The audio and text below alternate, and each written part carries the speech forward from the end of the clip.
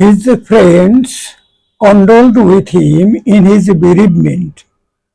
তার শোকের সময় তার বন্ধুরা তাকে সমবেদনা জানিয়েছিল। He quarreled with me over a trifle. সে তুচ্ছ একটি বিষয় নিয়ে আমার সঙ্গে ঝগড়া করেছিল। He readily complied with my request. সে সহজেই আমার অনুরোধ মেনে নিয়েছিল। He yielded to superior force.